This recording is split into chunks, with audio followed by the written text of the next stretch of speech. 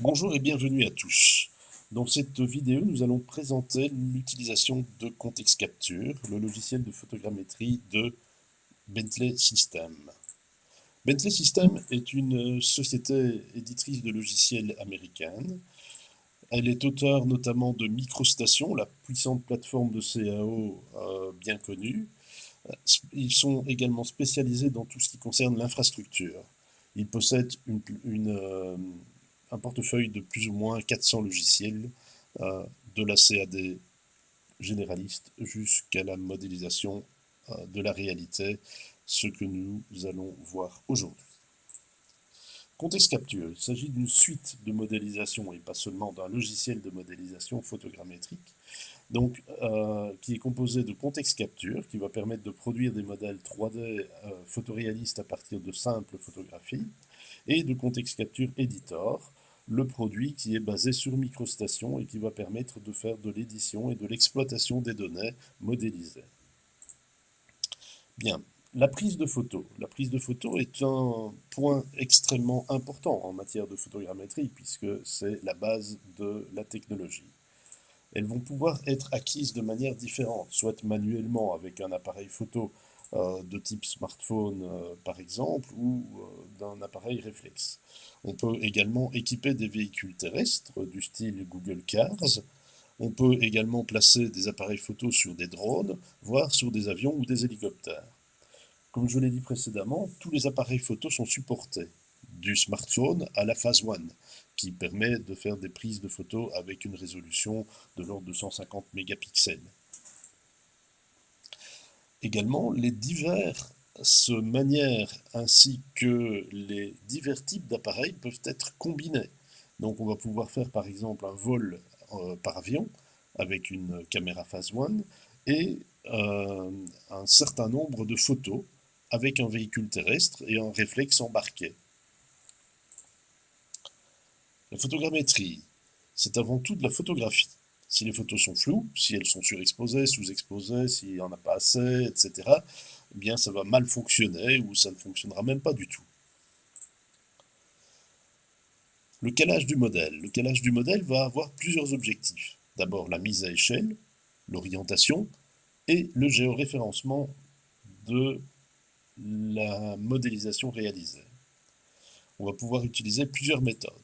Soit on va utiliser des points de contrôle, ce qui va permettre de géoréférencer le modèle en positionnant des points sur le sol et en les relevant par exemple avec un GPS. On va pouvoir également utiliser ce qu'on appelle des points de liaison, ce qui va permettre de mettre à échelle le modèle et pas nécessairement de le géoréférencer. Ça peut être utile en intérieur, ça peut être utile pour faire un relevé de façade par exemple. Et on va pouvoir également positionner les points de vue. Donc on va mesurer d'une manière précise la position d'où la photo a été prise. Les points de contrôle, ce sont des points de référence qui permettront de positionner, orienter et mettre à échelle, ainsi que de géoréférencer le modèle dans l'espace dans un système de coordonnées particulier. Le modèle étant géoréférencé, il pourra être mixé avec d'autres données qui le sont également. Par exemple des plans de secteur, le PIC, les données de projet, etc. Les points de liaison, eux, vont permettre d'orienter et de mettre à échelle le modèle. Ils ne vont pas nécessairement permettre de faire du géoréférencement, ce sera plutôt de la mise à échelle. Ils vont être utilisés quand il n'est pas nécessaire de géoréférencer le modèle, mais que ces dimensions ont une importance. Par exemple, comme je l'ai dit précédemment, pour le relevé d'une façade. Il est également possible d'utiliser la position de l'appareil au moment de la prise de la photo. Mais la précision du positionnement est très souvent approximative. On se base souvent sur les GPS embarqués sur les appareils photo de type smartphone ou drone, par exemple, qui sont des positions avec la tolérance du GPS classique, c'est-à-dire de l'ordre de 10 mètres. On peut avoir des appareils plus spécifiques qui vont permettre un positionnement de type topographique, avec notamment des outils comme le RTK, qui vont permettre d'avoir des positions infracentimétriques. Le GPS ou le GNSS, de manière plus générale, GPS étant technologie américaine de GNSS ne fonctionne que si une constellation de satellites est visible, évidemment. Donc si on est en relevé d'intérieur ou bien le long d'une façade ou d'une falaise, on va avoir du mal à avoir un positionnement précis de manière GNSS. Bien. Lorsque l'on a acquis les photos, lorsqu'on a acquis l'ensemble des données, les photos et les points de calage par exemple, on va procéder à ce qu'on appelle le calcul. Donc c'est un ensemble assez automatisé, et ce n'est pas que dans Context Capture, c'est dans tous les logiciels de corrélation dense, de photogrammétrie par corrélation dense.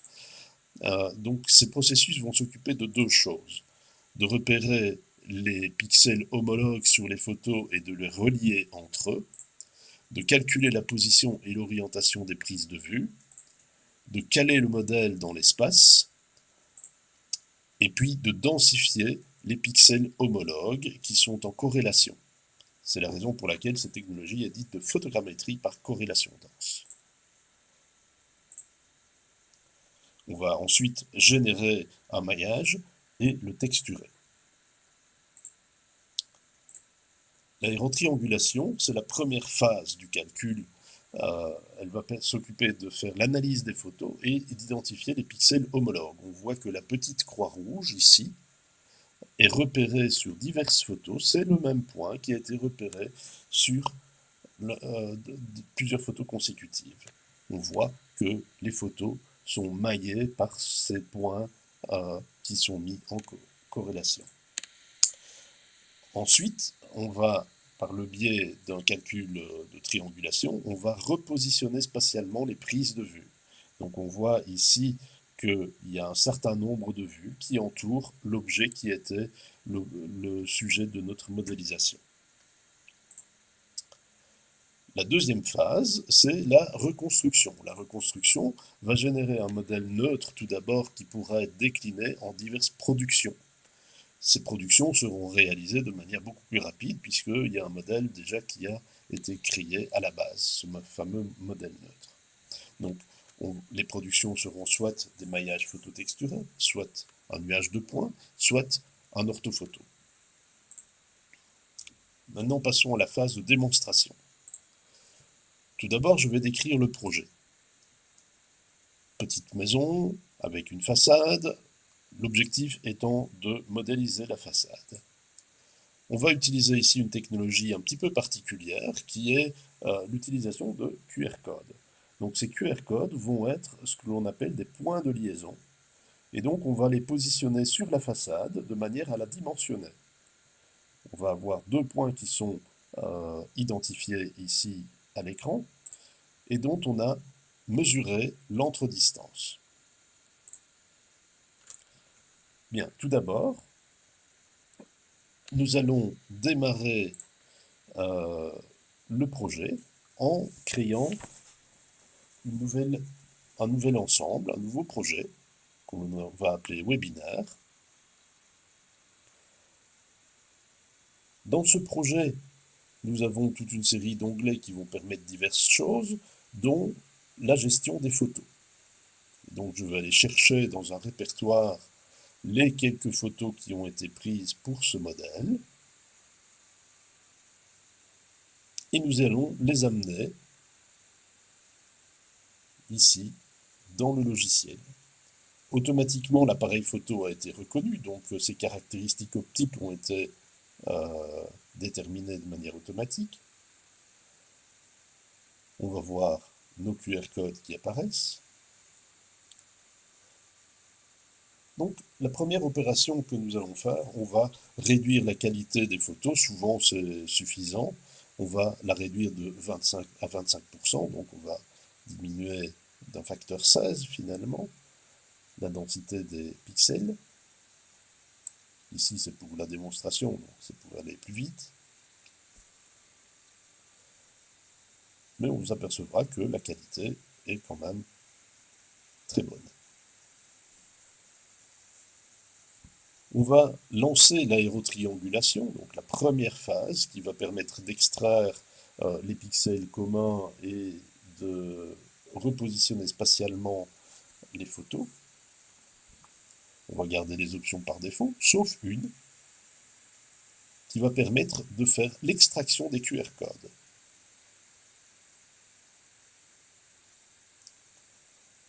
Le processus démarre.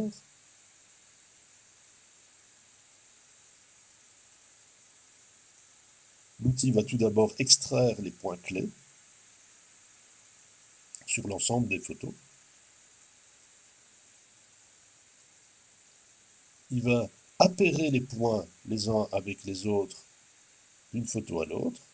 Il va faire une compensation également de manière à affiner la précision des photos. Et il termine par une phase d'égalisation des couleurs de manière à régler un petit peu les problèmes qui pourraient être engendrés par des photos qui seraient prises avec un ensoleillement différent, par exemple. Nous avons une série de rapports. Ici, tout s'est bien passé. Nous allons maintenant voir dans le modèle 3D que nous avons le bâtiment qui commence à émerger. On retrouve l'ensemble des points clés qui ont été déterminés par l'analyse, ainsi que la position spatiale des photos, la position relative spatiale des photos. Ceci était la première étape. Nous allons passer à une deuxième étape qui va constituer à définir des contraintes. Ces contraintes vont permettre de faire plusieurs choses. Donc on va s'apercevoir ici que nous avons retrouvé deux user type points, donc deux points de liaison qui sont les QR codes. On va s'apercevoir qu'un des deux est un petit peu moins précis. Il y a des photos qui étaient peut-être un peu mauvaises ou pas très bien orientées. Et donc on va voir que ces points jaunes, représentés en jaune sur les lignes ici, ont une précision un peu inférieure aux autres. Donc on va les retirer de manière à affiner un petit peu la précision. Voilà. Maintenant, ceci étant fait, nous allons pouvoir voir les divers points. Nous allons quitter, sauvegarder les modifications réalisées, et nous allons maintenant utiliser l'outil d'édition des contraintes. Nous allons pouvoir créer des contraintes pour positionner l'origine, pour mettre à échelle, pour définir un axe ou pour définir un plan. Nous allons simplement, dans cet exemple, mettre à échelle, d'une part, en spécifiant le point 1, le point 2, et l'entre-distance entre les deux points, de mètres 74,5. Nous allons ensuite définir une seconde contrainte qui va permettre d'orienter le modèle. Donc on va dire que du point 1 au point 2, eh bien, ça représente l'axe des X.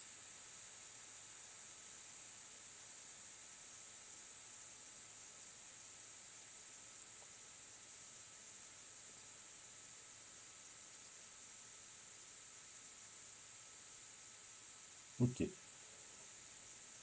Nous allons maintenant refaire une seconde aérotriangulation de manière à adapter le modèle précédemment créé par la première aérotriangulation en prenant compte les contraintes que nous venons de définir.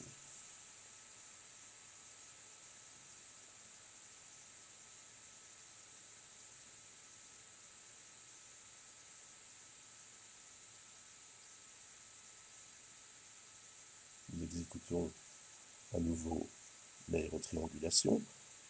Il va utiliser les contraintes, et ici je ne vais pas lui dire de réextraire les QR codes, sinon il va écraser ceux qui sont déjà précédemment repérés, et on risque de perdre les contraintes qui ont été fixées.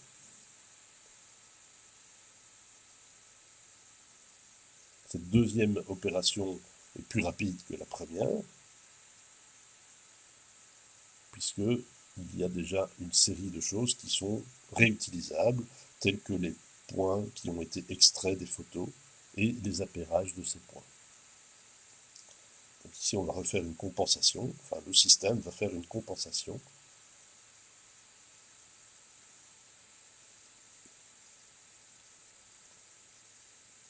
Et nous terminons par l'égalisation de la couleur des images.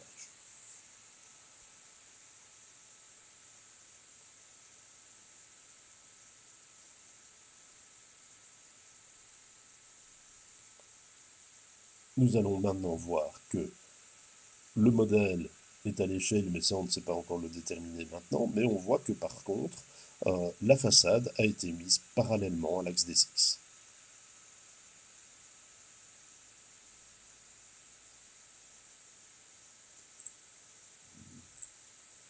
L'étape suivante va concerner la reconstruction. Donc ici, on va densifier l'information et on va texturer, mailler et texturer le modèle.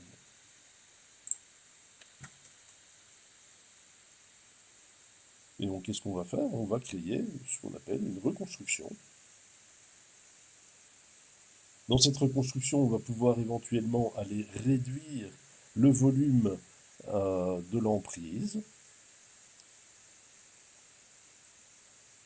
Ceci va réduire la modélisation. On voit qu'il y a des points qui ont été exclus, qui sont à l'extérieur. On va pouvoir également, si on a un modèle de gros volume, pouvoir découper cette modélisation en petites mailles, en tuiles, de trois manières différentes. Ici, dans notre cas, on n'a pas un volume important de photos et donc on ne va pas faire de tuilage.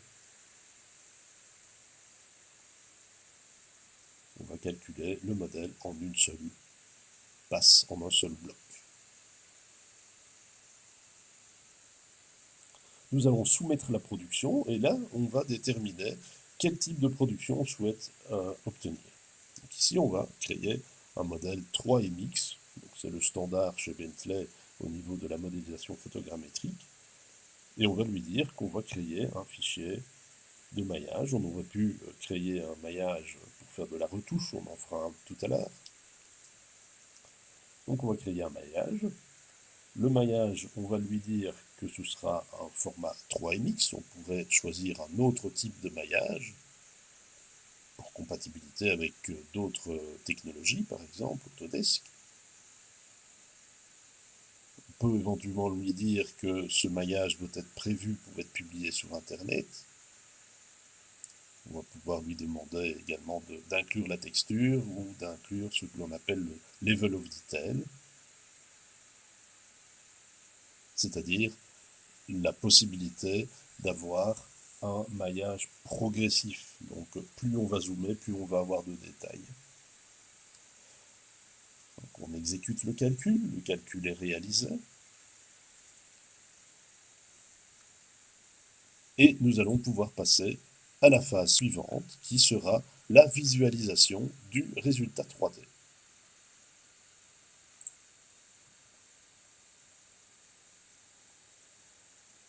Le résultat ici est infiniment meilleur que ce que nous avions au départ quand on n'avait que les points de liaison. On va pouvoir aller zoomer sur des détails, par exemple sur le QR code. On va voir que la précision est extrêmement bonne. On va pouvoir, par exemple, remesurer la distance que nous avions fixée, de manière à bien vérifier qu'on a la bonne mesure. Et effectivement, à quelques fractions de millimètres, on est à la bonne distance. On était à 274,5 tout à l'heure, on est à 274,59, donc on est à moins d'1 millimètre de précision. On va aller mesurer une autre distance. Ceci, c'est extrêmement important puisque grâce à ceci, maintenant, on a fait simplement une mise à échelle du modèle. On va pouvoir reprendre toutes les cotes que l'on souhaite sur le modèle. Donc ici, on est à 438,5. On va pouvoir le comparer avec la photo que j'ai faite au moment de la mesure, et on est bien à 438,5 ici sur cette photo, qui a été prise avant, il faut bien le préciser.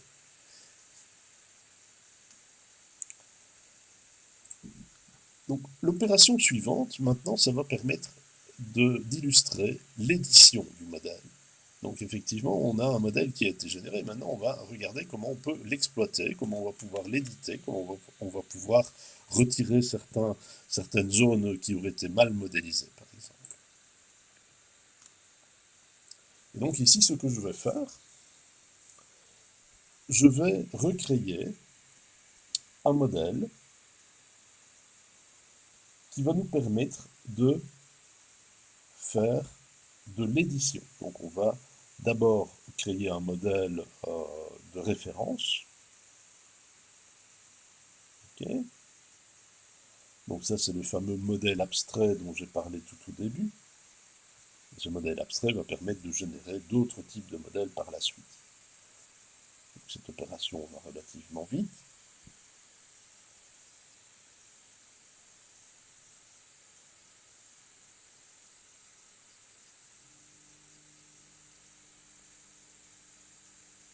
Et lorsque ce modèle abstrait aura été créé, je vais créer un modèle pour la retouche, qui sera un modèle DGN, sous format DGN, donc le format standard des fichiers CAD de MicroStation. Donc, je vais soumettre une nouvelle production, que je vais appeler pour édition.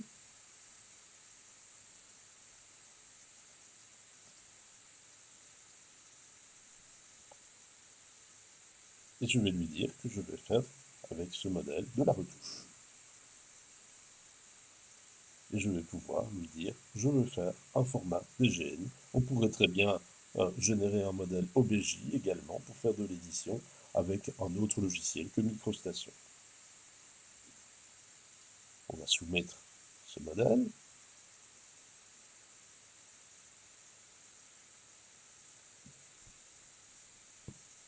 Et celui-ci va être calculé. Ça va extrêmement vite puisque le modèle a déjà été pré-mâché par le modèle de référence. Donc on va ouvrir le répertoire de sortie. On va aller dans le sous-répertoire qui convient. Et on va retrouver notre modèle .dgn que l'on va pouvoir éditer. Donc je vais l'ouvrir avec un outil qui s'appelle Context Capture Editor, dont on a parlé tout au début. Context Capture Editor est le second logiciel de la suite Context Capture.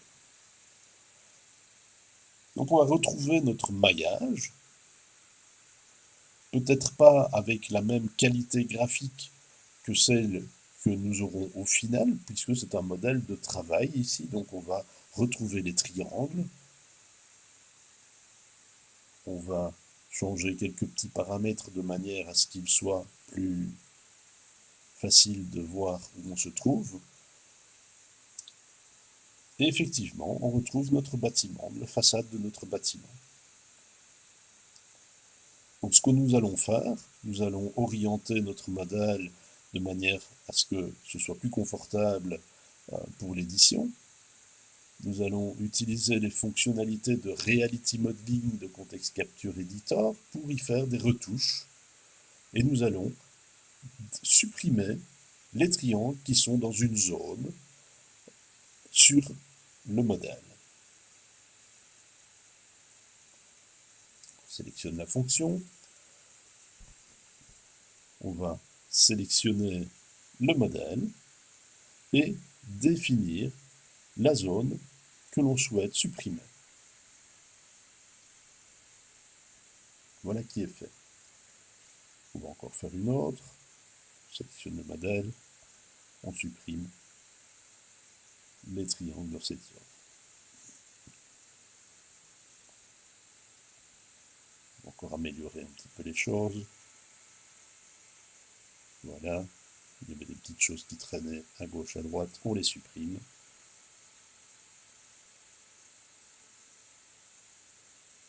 Et on fait encore ceci, ici. Voilà.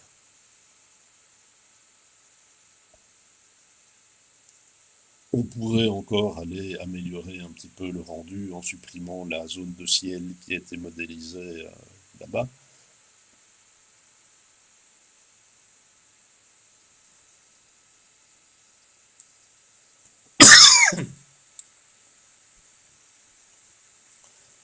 Nous allons maintenant revenir dans Context Capture et nous allons lui dire que pour la reconstruction sur laquelle nous travaillons, nous allons aller importer les retouches qui viennent d'être réalisées. Donc on va inclure toutes les retouches qui se trouvent dans un répertoire.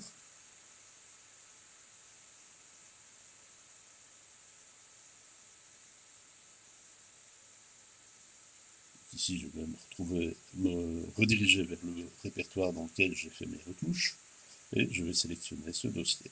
Il a importé une retouche.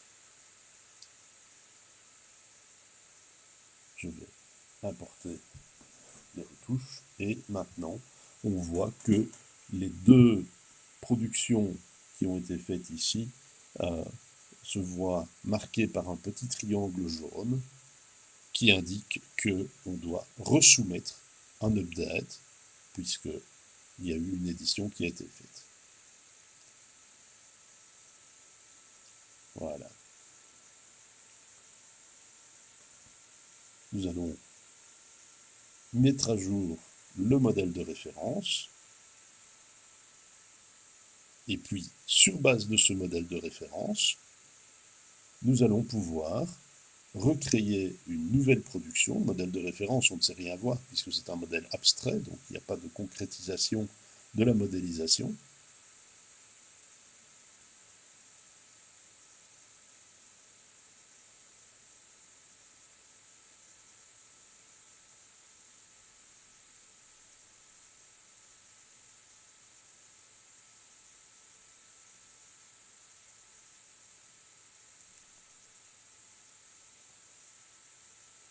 Nous produisons notre fichier 3MX et nous avons maintenant notre modèle 3D qui est nettoyé par les zones que l'on a découpées.